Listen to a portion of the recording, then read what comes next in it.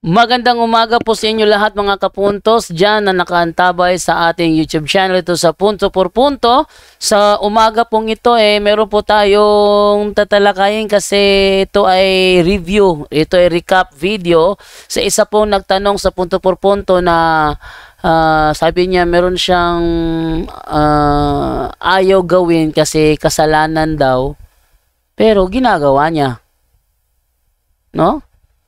Alam niyang mali pero ginagawa niya. So, for example na lang yung last, no? So, ang tanong niya dito is tama ba daw na i-ano na lang niya yan sa act of contrition, yung ganyang klase na sitwasyon.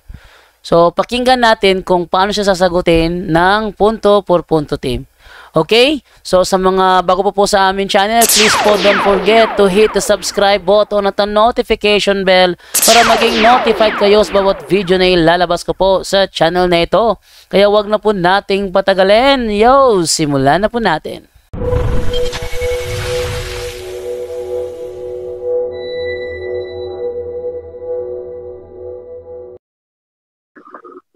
Okay.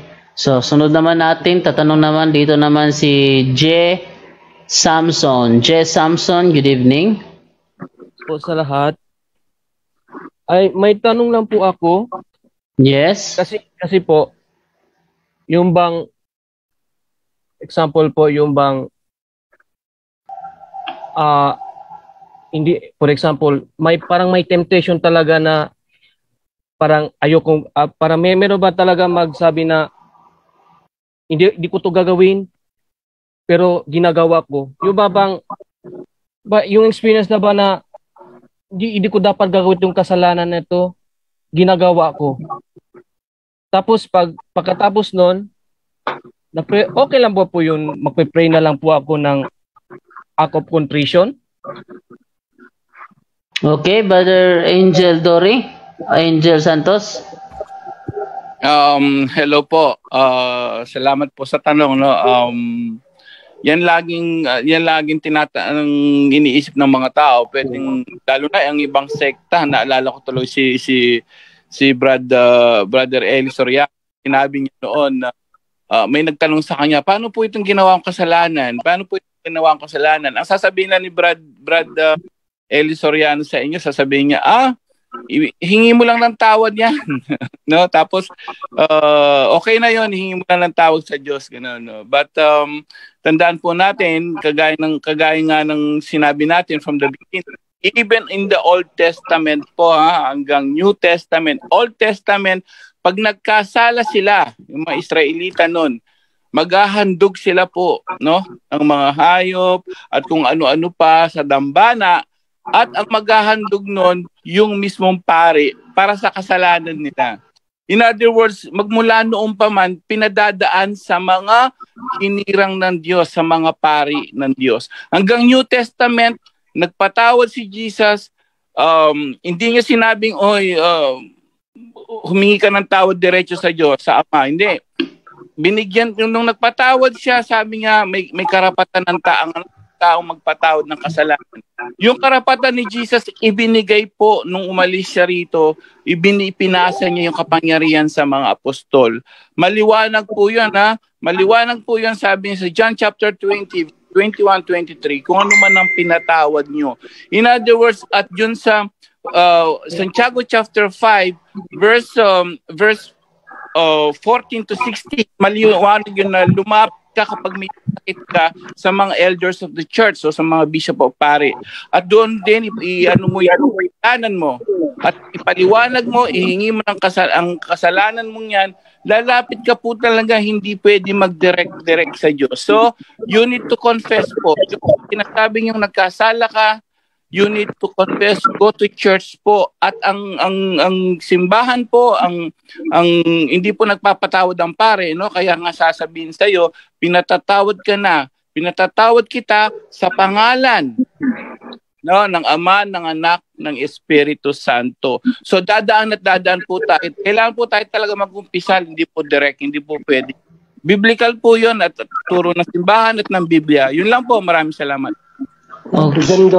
Okay, Brother Genre? Dadagdagan ko lang bro kasi yung tanong niya bro, sumakto yan sa pangangaral ni San Pablo sa Roma City 15 bro, dyan doon sa Magandang Balita Biblia, pakibasa na bro. Okay, wait lang. Sakto yung tanong niya, sakto eh. Okay, Magandang Balita Biblia, Roma 7:15. Ito ang sabi, Sabi ganito. Hindi ko maunawaan ang aking sarili sapagkat hindi ko ginagawa ang gusto ko. Sa halip, ang kinasusuklaman ko ang siya kong ginagawa. Yun. Di ba yun yung tanong niya? Ipatuloy mo sa 17 bro dyan, 17. Ngayon, kung ginagawa ko ang hindi ko gusto, nangangahulugang sumasang-ayon ako na mabuti nga ang kautusan. Yan. Kung gayon, hindi na ako ang may kagagawan yun, kundi ang kasalanang naninirahan sa akin. Yun. Dahil pala sa kasalanan na naninirahan sa ating kapatid, yun ang kusang gumagawa. So, dito mo sa, bro dyan, sa 18. Alam kong walang mabuting bagay na naninirahan sa aking katawang makalaman. May kakayahan akong naisin ang mabuti, ngunit hindi ko nga lamang ito magawa. Mahirap talaga dahil sa kasalanan. 19. Sapagkat hindi ko ginagawa ang mabuting gusto ko, ang masamang hindi ko gusto ang siya kong ginagawa. Yun. Pero ang tanong dyan, paano natin yung malalampasan sa 24? Basahin mo sa 24. Sa 23 muna bro dyan, basahin sa 23. Ngunit may ibang kapangyarihan sa mga bahagi ng aking katawan na salungat sa tuntunin ng aking isip. Binibihag ako ng kapangyarihang ito sa kasalanang naninirahan sa aking katawan, kay saklap ng aking kalagayan. Sino ang magliligtas sa akin mula sa katawang ito na nadadala sa akin sa kamatayan? Sa 25. Wala nang iba pa kundi ang Diyos sa pamamagitan ni Jesucristo na ating Panginoon. Salamat. Yan mo dyan doon, no? So, yung mga paghihirap natin na ito, sabi ni San Pablo, wala nang iba. Sino lang? Ang ating Panginoong Jesucristo, ang ating Diyos, no? Sa pamamagitan ng ating Panginoong Jesucristo. So, doon tayo lumapit sa Kanya, doon tayo kumuha ng mga bagay na pangontra sa mga itong kasalanan na naninirahan sa atin sa paanong paraan. Yun po yung sakramento na kanyang ibinigay sa simbahan dahil yun po ang nagtatanggal sa ating mga kasalanan. Yung tulad ng libro Angel, sinabi niya, isa doon yung confession, di ba? Sa John 20, John 20, 21, 23, sabi niya sa mga pari, yung mga unang tinawag niyang pari, mga apostol, ang sino mang patawarin ninyo ay patatawarin sa langit. So doon po mapaparang bayan sa Tagalog, mawawala ang ating mga kasalanan. Yun lang po dyan, salamat. Okay, thank you, Brother Junre. At may nag-comment dito para, Ligaya Pichardo. Bro Jando, kung pwede lang po sana makontak kayo offline. May info lang po akong itatanong. Pwede mo akong i-chat sa Facebook account ko, JD Alabado, o di kaya Jando Alabado, yung naka-green ako. Okay? So, doon ako pwedeng makontak. Sa Facebook page ko, Jando Alabado, naka-green ako ng long sleeve. And then, JD Alabado. Yan ang dalawang Facebook account na ginagamit ko. Okay, doon sa nagtanong na si Ligaya Pichardo. Okay, J. Samson, okay na ba yung sagot? O may follow-up ka pa? Yun na nga po kasi noong 2019 pa ko last nag-confess hanggang pumasok ng pandemic, hindi na ako nag-confess. Pero may second akong tanong po kay Brother Wendell Talibo kasi may nakinig kasi ako sa kanya, ewan kung kailan yun. Sinabi niya na ito palang halal product, hindi pala yung mga halal product hindi pala pwede natin kainin. Tama ba yun? Brother Wendell, ikaw tinatanong. Pwedeng kainin natin ang halal product, pero dapat i-break natin ang konsekresyon. Natin ang yung mga products. Limbawa, yung mga litsong manok, yung Opo. dahil may seremonya ang mga imam niyan para magiging halal para yung mga Muslim ay pwedeng makakain. So, inaalay kay Allah. At Opo. si Allah ay hindi ang Holy Trinity ng mga Kristiyanos. Kaya kailangan talagang ma-break ang consecration. So Yan ano po yung prayer na gagamitin, brother? In the name of Jesus, I break the consecration of these foods. Every time po kakainin, every time. Tatlong bisis yan.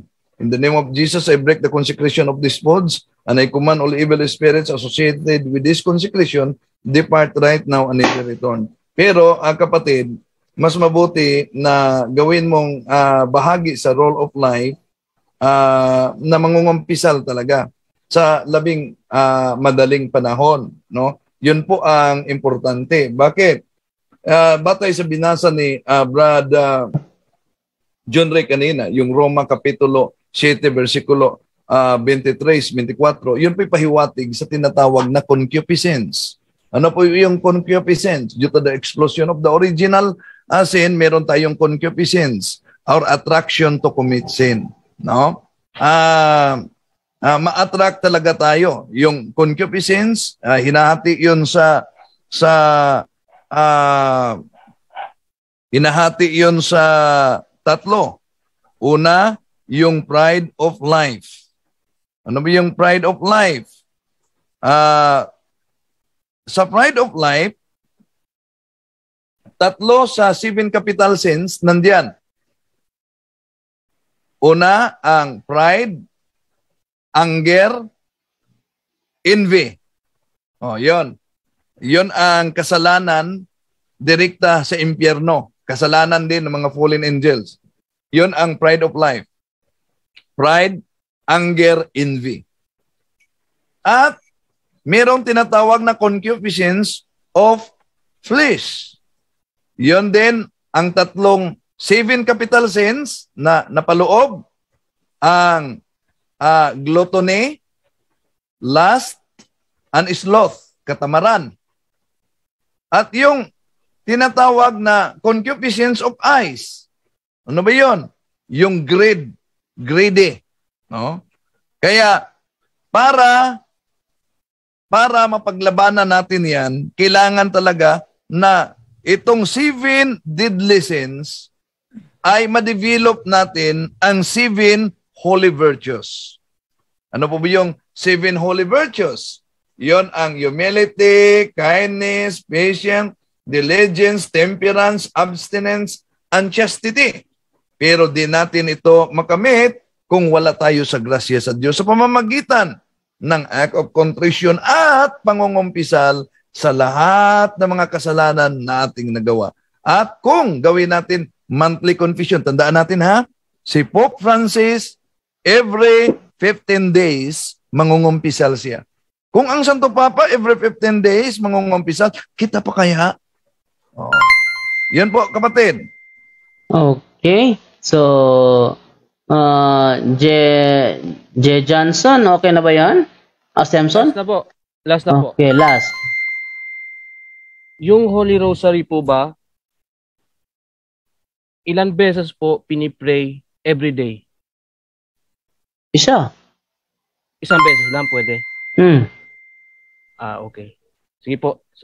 Salamat po. Thank you. Okay, thank you, J. Samson. Maraming salamat yung katanungan. Move naman ako sa isa naman, si Flor de Lisa Marbella. Flor de Lisa, good evening. Good evening po. Good evening po sa lahat. Nung last Thursday, nakapasok na din po ako dito. Nasabi ko na po yung case ko. Tapos in-advisean po ako ni Brother Wendell na pupunta nga po ako ng exorcist priest kasi yung mga na-experience ko. May tanong po ako. Yung autism ba is demonic possession? Autism daw, Brother Wendell, ay Domenico. Hindi, kapatid. Sa autism, diferensya talaga yan, no? At may background si Mrs. aking Mrs. Sara dahil siya ay nagtuturo tungkol sa mga special children sa Lasal University at noon kasapi yung mga autism sa kanilang pinag-aaralan. Pero pwede rin yan na produkto, ang ganyan na case, nagiging produkto sa intergenerational sin. Sige po. May pangalawa pa po akong tanong.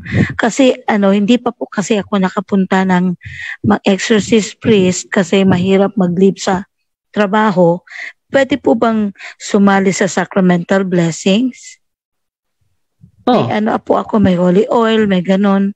Pwede. Pa-pray ko po yung oil. Opo. pwede po. Tapos po yung di ba pag ibabahid nyo sa ulo yung holy oil, pwede po ba akong sumali doon? Wala po ba akong ma-feel na kasi parang hindi pa kasi solve yung case ko na pupunta nga ako ng exorcist priest. Pwede po. Pwede po. Mm, So pwede pala akong sumali. Kasi pwede. nung Thursday hindi ako sumali, natakot na rin ako baka sasakit yung ulo ko o anong kasi pag after na blessing, di ba, may healing. Mm, Opo. Tapos bumili din po ako ng Benedictine na medal. Pa-bless ko na rin po mamaya. Pwede ko po yung suotin? yes. Pwede po. So wala pong retaliation or man na parang kasi iba kasi yung na-feel ko, may bumubulong, mga ganon. Nakakita po ako ng mga ganyan, mga ganon po. Sabi ko nga po ni Brother Wendell na kailangan ko po pumunta ng exorcist priest. Yes. Kaya lang hindi pa ako nakapunta. Kailangan pumunta talaga para ma-deliverance Opo. ka. So, isa pa po, yung po, yung bako ako pupunta ng exorcist priest, dapat pa mangumpisal muna? Brother Wendell? Kapatid, pagpunta mo sa exorcist priest, kung organize ang kanilang office, mayroong tinatawag na mga volunteers, lay volunteers, lalo na pag mayroong tinatawag na case officer sa naturang office, una, i-interview ka pa. Yung tinatawag na diagnostic interview. Batay sa staff, sin, traumatic experiences, occultism, and preternatural offering. At yung case officer o kaya yung exorcist, siya ang magbigay ng role of life para mahanda ka bago yung isagawa na deliverance prayer. Yun po. Sige po. So, nawala yung tanong ko. May isa pa sana ako itanong. Sige na po, yun na lang po. Okay. Sige, salamat po. Okay, thank you po sa iyong Sige po. katanungan. Sige po. Ma'am Flor de Lisa, maraming salamat. Tulad naman ako sa next na tatanong naman, si Maylin. Maylin, good evening. Hello po, good evening po. Yes, hello, good evening. Go ahead. Ay, hello, go ahead. Hello? Yes, hello, go ahead. Wag niyo po i-mute. Hello. Huwag niyo po i-click yung mute kapag naka-unmute ka na. Hello? Hello? Ayan.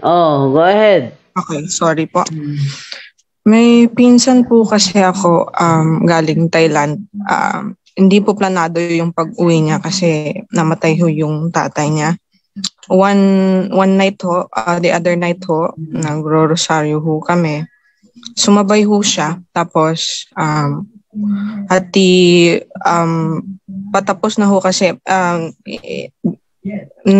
ini-include namin yung prayer for protection tsaka prayer po ni Saint Michael the Archangel.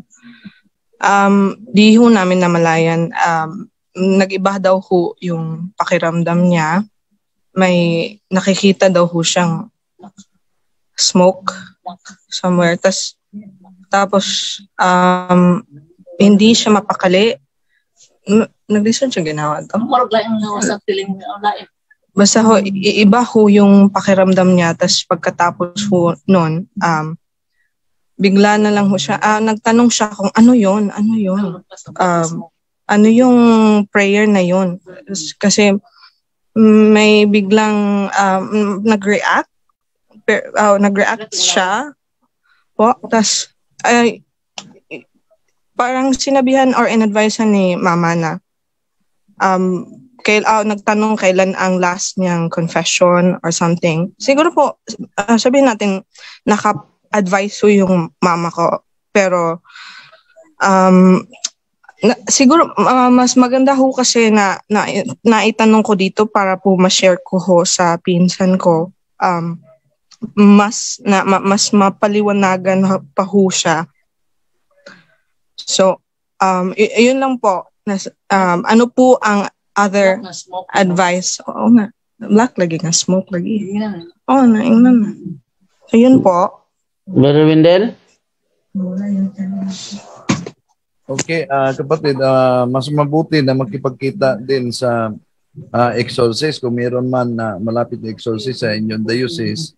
Dahil kung yun ang kaniyang mga naramdaman, by symptoms na yata yan sa psychic abilities. Psychic abilities. Na makipagkita dahil may mga pagkakataon kasi, limbawa, may mga cases na pumunta sa amin, yung anak nila ay palagi nang nag-attempt ng suicide. Yan lang. So, magsagawa kami ng diagnostic interview at sa diagnostic, yung mga katanungan talaga na posibleng itanong, yung mga resulta din sa psychiatrist diagnostic interview, aming susuriin yan. Di namin alam na yung mama pala ay iba na ang pakiramdam, no? Iba ng pakiramdam habang nag-diagnostic interview. Dahil yung mama pala niya ay palihim pero open and psychic abilities. Biglang nag-react. So, kaya mas mabuti na ma-interview para matingnan ano po ba yung mga tinatawag na opening sa kanyang buhay.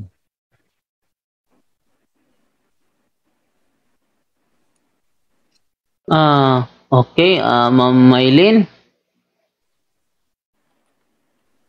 Okay na ba yan? May follow-up question ka, Ma'am Maylin? Please click unmute. Hello po. Hello? Okay, go ahead. Okay po. So may kahit po pala nagro-rosaryo, may tendency or may times po pala na magkaroon or ma-possess or ganun po. Iko-confirm ko lang po.